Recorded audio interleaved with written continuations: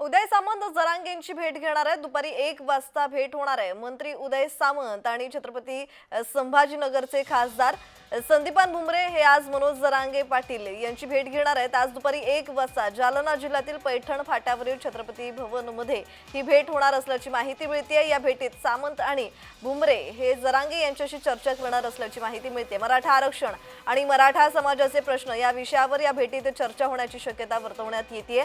मराठ्यांना ओबीसीतून आरक्षण मिळावं यासाठी वारंवार मनोज जरांगे उपोषणाला बसताना दिसलेले आहेत आणि या मागणीवर ते ठाम आहेत। त्याचबरोबर त्यांनी यांच्या आडून राज्य सरकारवर टीका सुद्धा केलेली पाहायला मिळालेली आहे। आणि या संदर्भात अधिकची माहिती देत आहेत आमचे प्रतिनिधी विजय चिडे। विजय, ही भेट नेमकी कशासाठी आहे आणि दुसरं म्हणजे उदय सामंत वारंवार जरांगेंच्या त्यांनी भेटी घेतलेल्या आहेत या आधी सुद्धा, आणि ही आजची भेट त्यामुळे राजकीय वर्तुळात चर्चांना उधाण येईल। या संदर्भातला अधिकचा तपशील नक्कीच जर पाहिलं गेलं तर मंत्री उदय सामंत आणि छत्रपती संभाजीनगरचे खासदार संदीपान भुमरे हे सुरुवातीपासून जर पाहायला गेलं तर मनोज जरांगे पाटील यांच्या संपर्कात असल्याचे आपल्याला पाहायला मिळत होते।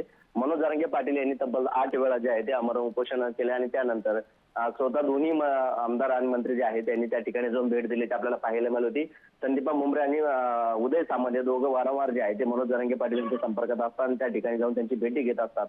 मनोज जरांगे पाटील यांनी मराठा आरक्षण मिळावे यासाठी जे आहे ते आंदोलन केले होते। त्या आंदोलनासंदर्भात सकारात्मक चर्चा जी आहे ती या मंत्र्यांमध्ये होत असल्याचे आपल्याला वारंवार पाहायला मिळत होते। आज देखील उदय सामंत हे छत्रपती संभाजीनगर या ठिकाणी आले आहे आणि बीडच्या दौऱ्यावरून ते आता थोड्याच वेळामध्ये मनोज जरांगे पाटील हे छत्रपती भवन म्हणून जे आहे त्या ठिकाणी भेट घेणार आहे आणि त्या ठिकाणी त्यांची चर्चा देखील होणार आहे।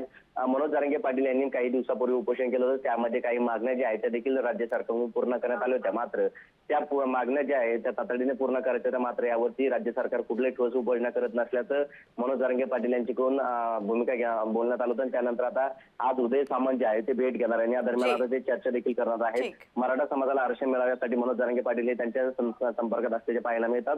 आज नेमकी काय चर्चा होती हे पाहणं महत्त्वाचं असतं। ठीक, धन्यवाद विजय तुम्ही दिलेल्या माहितीसाठी।